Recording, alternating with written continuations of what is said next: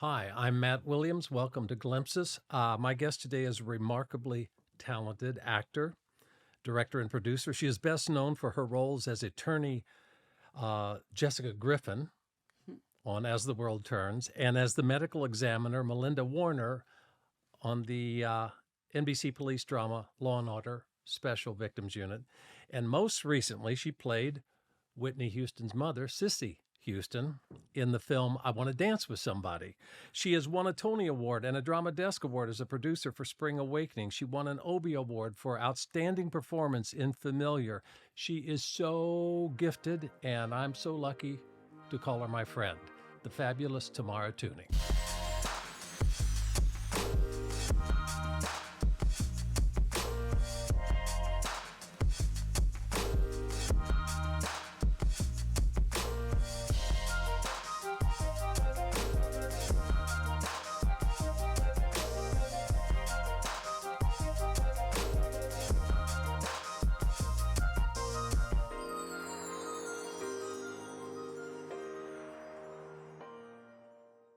Hello, Matt. Thank you for that. You're making me blush.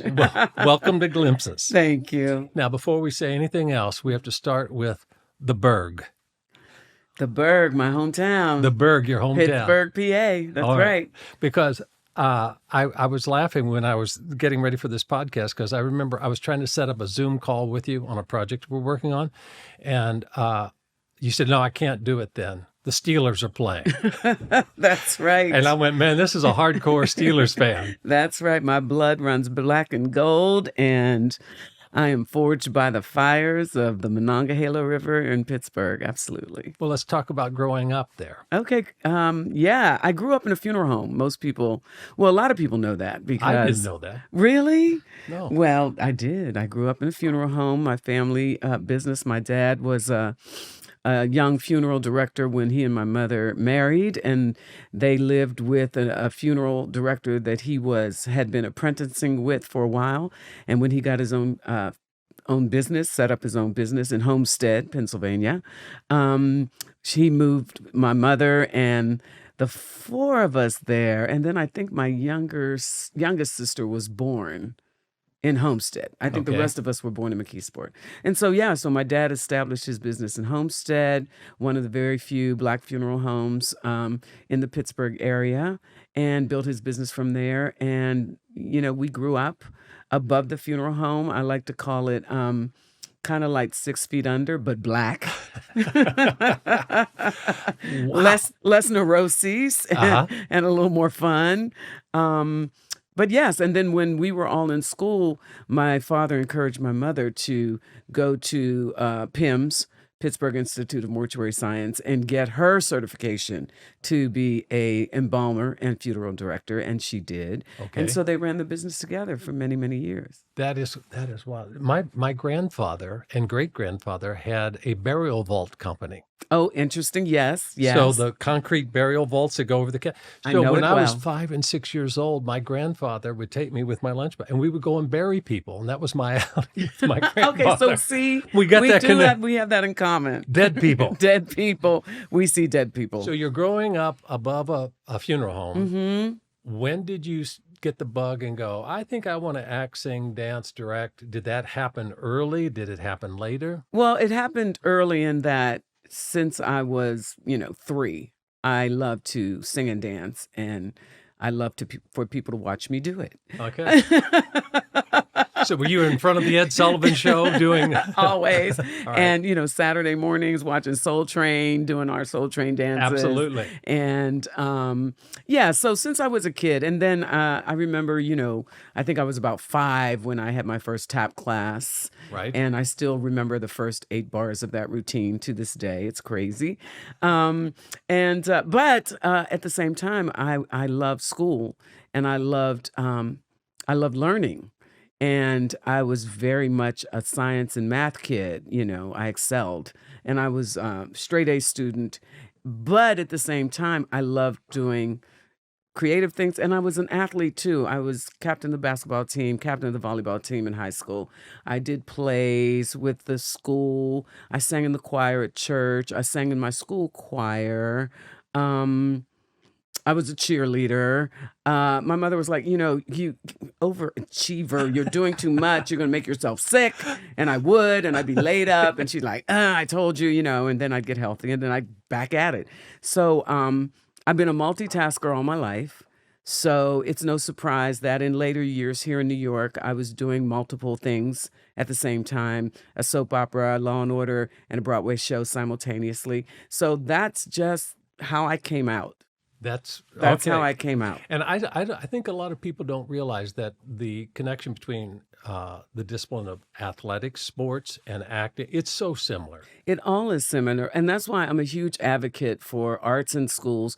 I had a brilliant public school education where I was exposed to everything: music, art, dance, singing, and sports. And all of those things, require a discipline that absolutely is applicable not just to the 3 R's, reading, writing, and arithmetic, but also, skill building for later in life. Right. That kind of discipline. And also I always say music is math. So,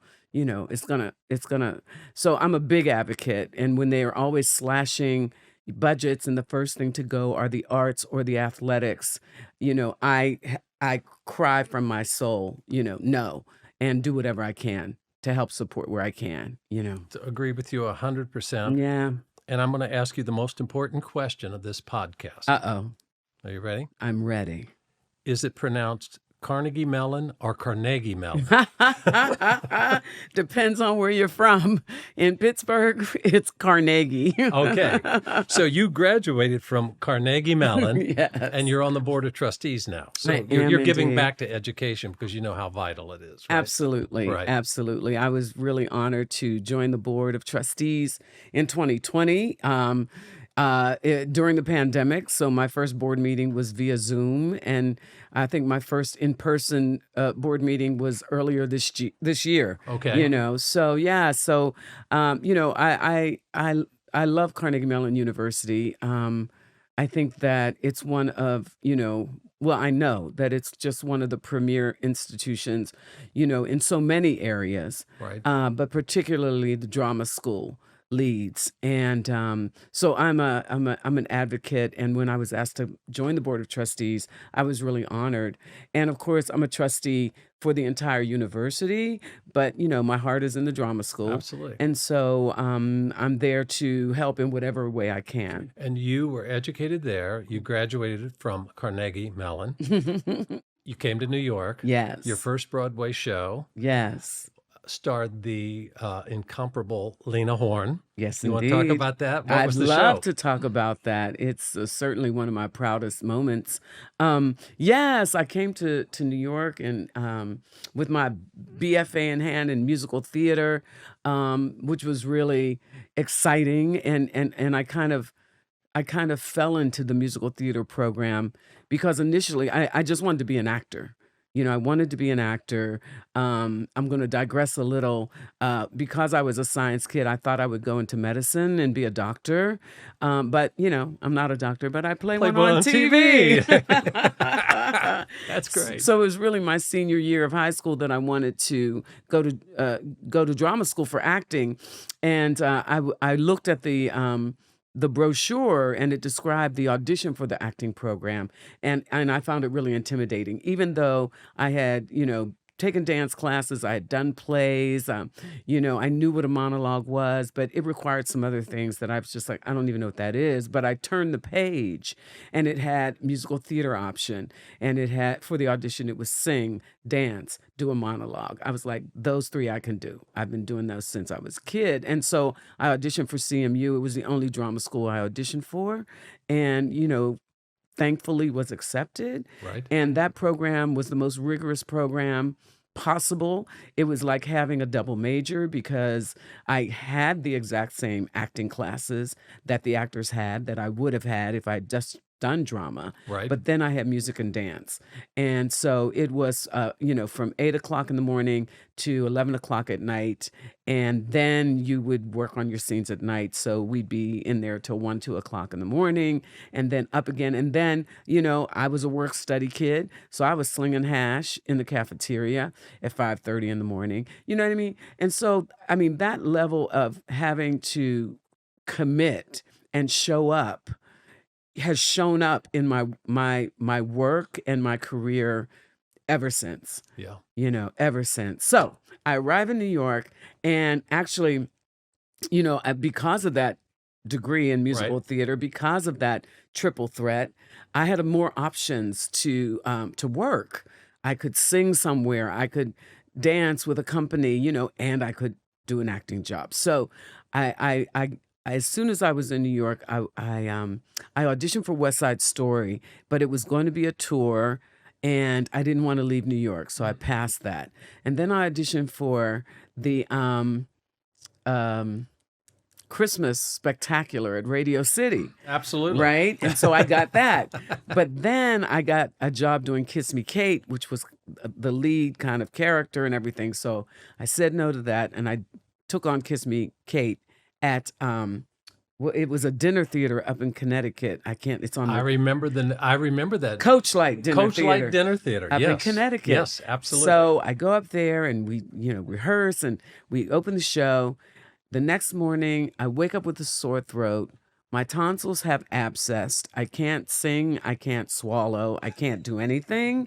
So I'm in a hotel in Springfield, Massachusetts, and go to the doctor, and they give me some drugs, and they lance the thing, which was horrible. It was almost like The Exorcist. Things came flying out of my throat. It was horrible. But then I couldn't do the show, and so I stayed in the hotel for a good maybe 4 days, just taking Tylenol with codeine and antibiotics and just kind of out of it. And then my best friend from college who lives in Connecticut rescued me. So long story short, I come back to New York. I never waited tables. Not cut out for it. Not cut out for it. But I took typing in 7th grade. Okay. And I had typing skills. So my survival job was doing temp work in offices. Okay. And so I was working at an accounting firm on 6th Avenue. And there was a guy there, African-American guy, who would stop by my desk and we would chat and blah, blah, blah. And he was a great guy. So one day he comes to me and he says, listen, my father is Lena Horne's manager. And they're replacing 2 of the background singers for the show. You should tell your agent and set up an audition. So I was like, thank you, I will. So I did. I called my agent. I auditioned for the show. I got the part. And so my first Broadway show was with Lena Horne. And I did it for 6 months. The last 6 months, it was on Broadway in New York.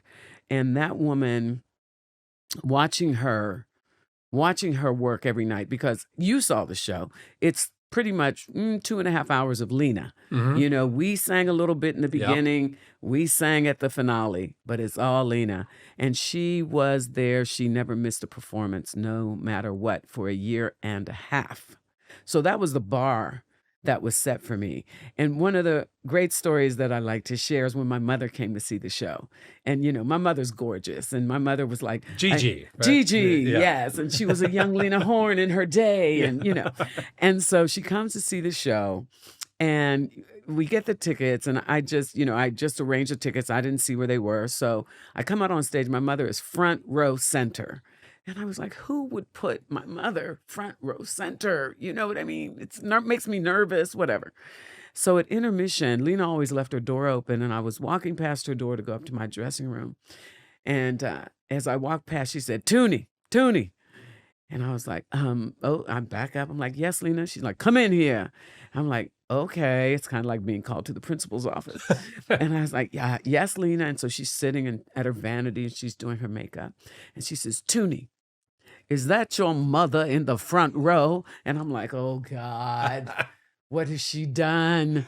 And I'm looking at her in the mirror. I'm like, yes, Lena, that's my mom. And she says, well, she's just grinning at me, and I'm just grinning at her, and we're having a good time. And I was like, whoo. Thank you, Jesus. So that was super special. And over the years after that, I saw Lena periodically. I saw her last performance at Carnegie Hall, and there were masses of people. And as she was making her way through the crowd, she saw me, and she just reached her hand through like 4 people toward me, and I just took her hand. And as she was graciously talking to this person and that person, she held hands until she got to me. And then when she got to me, she said, "Tunie, I'm just so proud of you." Oh my gosh. And I was like, oh, yeah. So obviously she was a huge influence. Who else? When you were dancing above a funeral home to Soul Train and Right. and thinking about performing in theaters, who did you emulate? Who did you want to be? Was there anyone in particular? Did you ever say, I want to be her, or I want to be Lena Horne, or I want to be this actor or this actor? Yeah, I don't know that I ever wanted to be who I saw, but I knew that I wanted to do what they did. Do what they did. I knew I Okay. wanted to do what they did. Right. And I remember, I mean, my mother, she's just so many things, and she was when we were kids. And I believe the first movie that I saw in the movie theater was A Patch of Blue Oh, with Sidney Poitier okay. and Shelley Winters and that amazing cast. And I couldn't have been more than 5 years old or something, you know. And I just remember watching that movie and just not fully understanding what was going Mhm. on, but definitely having feelings about what I was seeing, Right. you know. So that left a big impression on me. And then, I would see, Rita Moreno in West Side Story when I was a kid, and I was like, oh my God, I want to do that. Or I would see Diane Carroll, as Julia, the first Black woman to have her own television Absolutely. show, and a professional woman, a professional Black woman who was living a middle class life with her son, raising her son on her own because her husband had passed away, and that was that had a profound effect on me, Right. a profound effect on me. So it was those kinds of things, and even. Like I said, and it wasn't just women that I saw. It was Sidney Poitier. It was James Earl Jones in The Great White Hope. It was, all those powerful, beautiful Black people who were doing it. Absolutely. Yeah. Yeah. I will digress just for a second. When I came to New York, I made a living. I never waited tables because I always found a way not to. I was afraid I'd spill soup on people. Or somebody would say something to me and then I'd cuss them out. So no. I was an extra on a movie that Sidney Poitier was directing. I mean, literally, I was a blur in the background. And I watched him direct. It was a Gilda Radner comedy. Uh-huh. And Sidney Poitier walked over to me, and I'm literally an extra. And he goes, "Sir, when you hear the gunshot, do you think you could go over there and duck behind that chair?" And he treated me like I was this professional. Yeah. And I watched him with the crew. I watched him with the other people. And I went, if I'm ever in a position like this man, that's who I want to be like, because he was so gracious and Amen. he was wonderful. Amen. Yeah. Amen. And, that's what I try to share with younger performers who are coming into the business that, first of all, we don't do this alone. Actors No. don't do this alone. Directors don't do this alone. This is a collaborative field. And, the person who puts the prop in your hand, or the person who does your makeup, or the person who sets the light, or the gaffer who's pulling the cord or pushing the dolly, they are just as important as you are. Yep. They are just as important as you are. And you have to treat people with respect. Which probably explains why once you're on a show, you're on it for so long, because you show up, you do the work. And I want to talk about that. I always want to say Law and Order SUV, and it's not a car. It's special. That's okay. It took me a good year or two to get it right myself. It's But okay. seriously, you do these roles for years. How do you keep them fresh, especially when it's a procedural, and a lot of it is, the medical talk and all of that. How do you keep it fresh? Right. Well, the fun part was when I came onto the show, the leadership of the show changed, and the executive producer showrunner was Dr. Neil Baer, who is a doctor, and so he was the one who really incorporated all of the technical and the medical components. Okay. And every episode, it was something different, and I had to learn something new pretty much every episode. There was a new situation and a new word, and I had my Stedman's medical dictionary, Right. and I would go online and Google it and make sure I was pronouncing it correctly. Or if I had a question, I could take it to Neil. And also coming in as the ME, I was able to have a connection with the coroner's office here in New York if I had any questions. Okay. So I was always learning something new, and the great thing about the show also was, it was really about the crime du jour. And it didn't go too deeply into personal, so it didn't get, soap opera-y, or, it was really about the thing, but just little tidbits of characters, a little Right. tidbit about, Stabler and his wife and all. And and we were shooting uptown, and there was some young black kids were around where we were shooting, and they said to Chris Maloney, he's like, "Yeah, you the one with all them kids," And, or a little bit about, Mariska's character, Benson's character, being the product of rape. Her mother was alcoholic, just little tidbits. And so with my character, they would slip in little tidbits as well. Right. Little tidbit. I learned, through the script that I was married. Another episode, I learned through the script that I had a child who goes to school. And then another episode, I learned that, I got my medical education through the military. And I can handle a weapon if I need to, and I saved somebody's life by shooting them in the leg, So, Okay. so it was always interesting. Yeah. It was always interesting. So it was kind of easy to keep it fresh. So you act on stage, I sing in cabarets, you act in feature films, you act in television. How do you adjust? How do you modulate your performance when you go from stage to TV to film? Yeah, absolutely. I had to learn because I came from a theater program, Right. and when you're performing for the theater, it's big, right? It's Right. big. People need all the way up there in the balcony, need to hear you, need to see you, need to feel what's going on, et cetera, et cetera. And as you know, with the camera is very small. And so it's like, for the theater, the world is as big as the stage. For the camera, the world is as big as the frame, right? And so fortunately, when I joined the cast of As the World Turns, it was a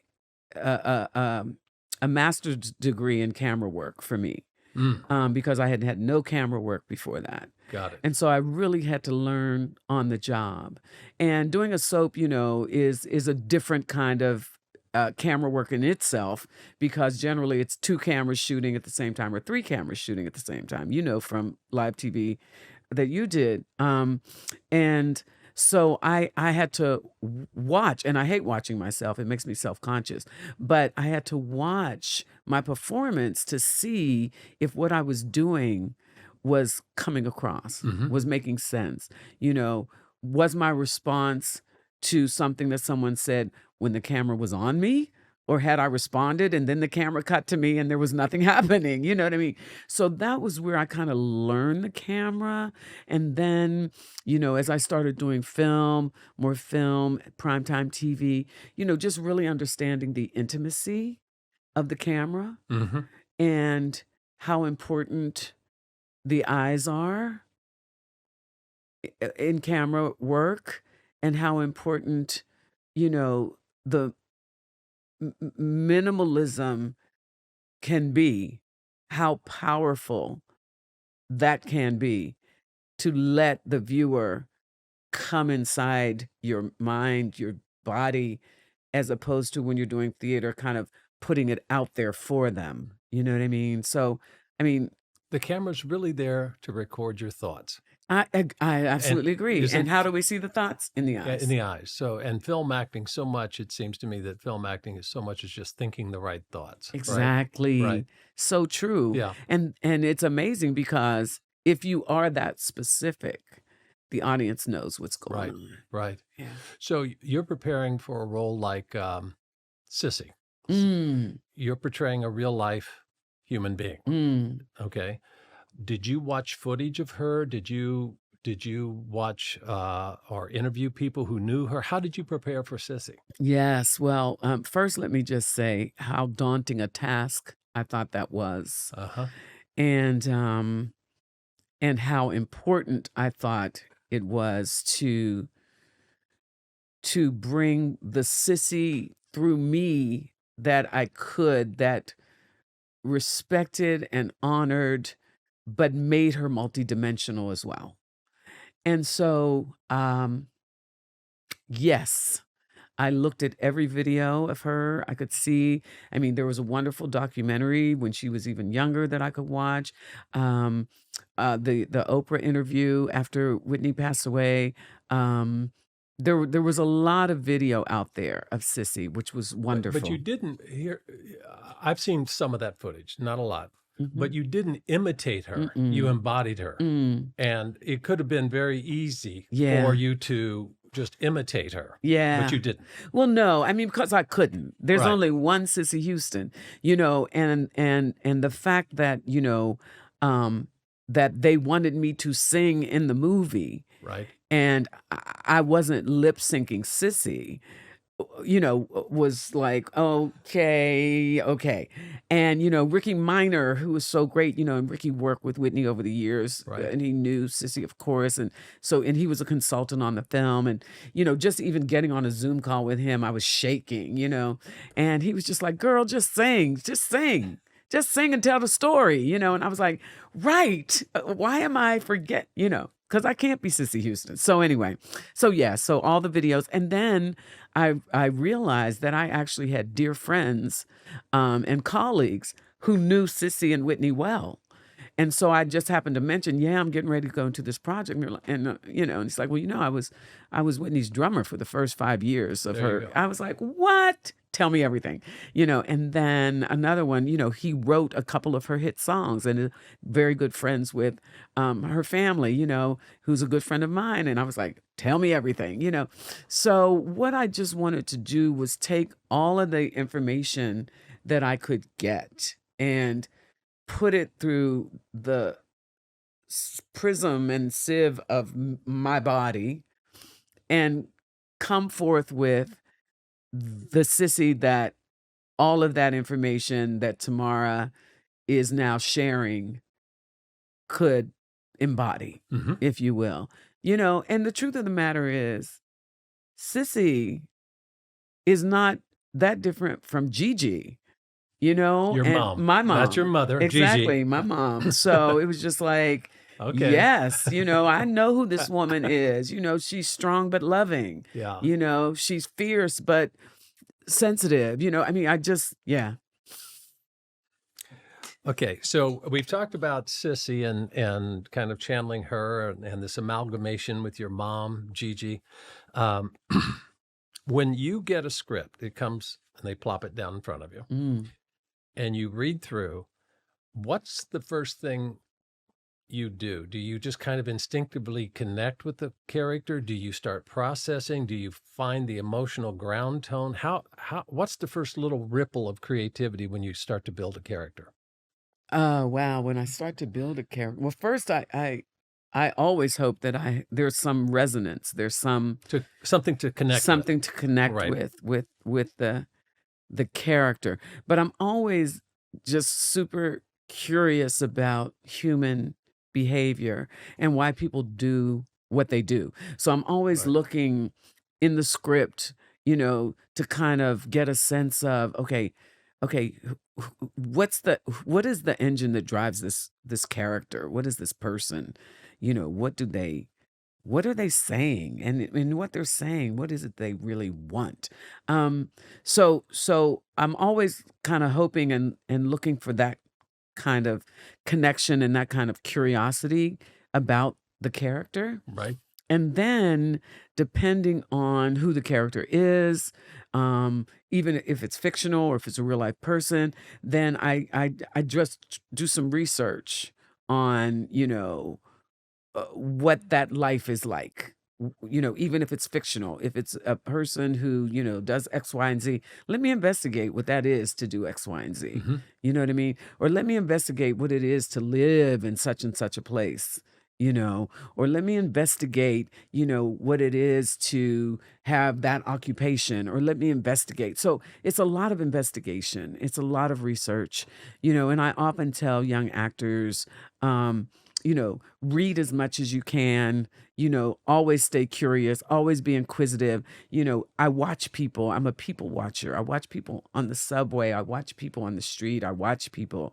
And, and I'm always kind of like just logging little things in the back of my brain, that at some point I could possibly use and go, oh, wait, I remember that person and the way they held their body or used their hands or whatever, so It is. all It's, of that. it's staying open. And I was talking to Alfred Urey in the last podcast, and he talks about listening, the way you observe as an actor. He talks about, I listen to everyone. I listen to what they're really saying and the words that's coming out of, So it is just staying alert, aware. And you're a perfect example of a bad actor always acts the how. This is how I'm going to say the line. A good actor always goes, why? Why am I saying Why am I, it? why? Why am I getting a glass of water at Yes. this moment? Right. Okay, so you've had this tremendous career. What role haven't you played that you would like to play? Oh, geez. Is there one like Lady Macbeth or Jocasta, or is there some classic role, or is there a role that you've got somewhere in the back of your head say, I would pay somebody $2 if I could go play that? Yes. Okay, you got one. Yes. And that would be Mrs. Lovett in Sweeney Todd. Ooh. I want to be Mrs. Lovett. I do. I want to tackle that. I want to tackle that. I want to tackle the accent. Uh-huh. I want to tackle the quirkiness of that person. I want to tackle the dark side and the fun side, and most importantly, I want to tackle how much love she has inside of her for this man. Uh-huh.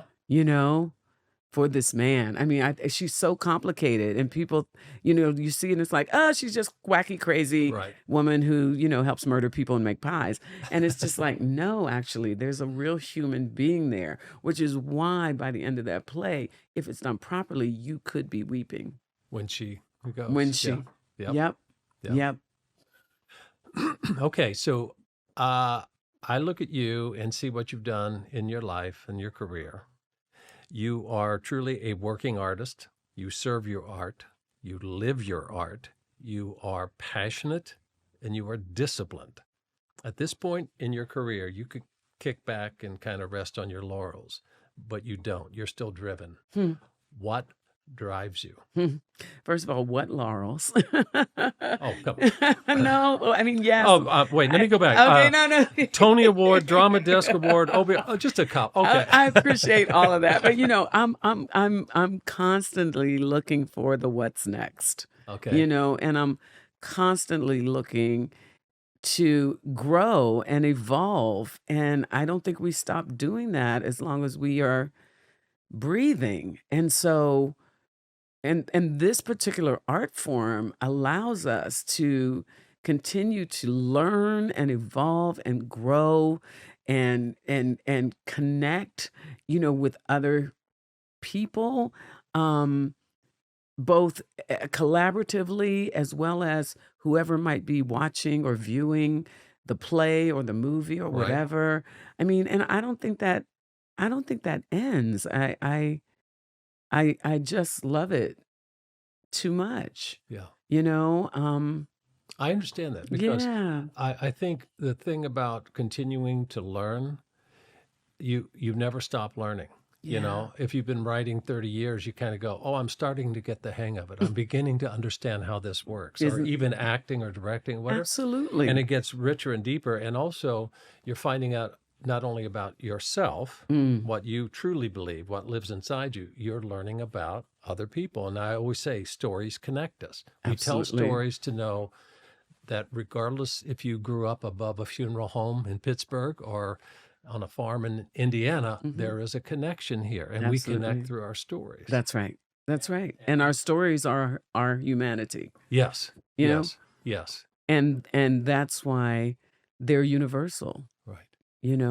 That's why I can read a book written by, I can read The Joy Luck Club by Yep. Amy Tan and be so connected and so engrossed with Right. it because it's about the human experience always.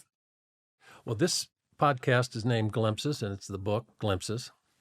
And And congratulations again on your book. Thank you. And the whole point of the book is to encourage kindness and look for little glimpses of God in your daily life. And by God, I always qualify that's moments of grace, kindness, Amen. unexpected compassion.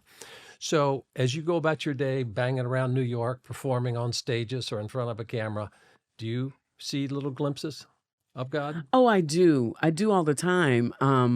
If I didn't, I don't know if I'd be able to leave my apartment, with the world and the state that it's in and with the news that's never good. Right. So I'm so glad you're doing this. Yeah. I'm so glad you wrote Glimpses. But yes, I mean, I see it. I see it all the time. I see it in a baby in a stroller. I see it in a homeless, unhoused is the word we're using now, individual Right. who's struggling. I see because I'm like, that was someone's baby. That was someone's baby. Yes. You know what I mean? So we can't just act like they don't, that person doesn't exist. That was someone's child.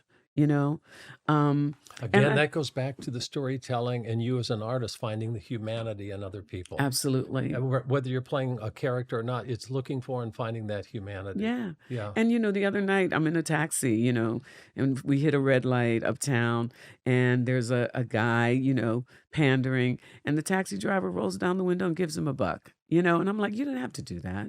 Right. That's so kind. Right. So yes, kindness is everywhere. Kindness is everywhere. We just have to recognize it and embrace it and acknowledge it and pay it forward. I think that may be the perfect way to wrap this up. I think you just did it. Tamara, thank you so much. Thank you, Matt. I'm It's a my huge pleasure. fan. I count it a blessing that you're a friend. Well, I'm a fan of yours. Okay. Well, that's it for this podcast, and thank you for listening. I encourage you all as you go about your day, take the time to look around and catch a glimpse. Thank you so much for being a part of the Glimpses YouTube family. I hope you like, subscribe, and enjoy all of the clips and episodes coming your way.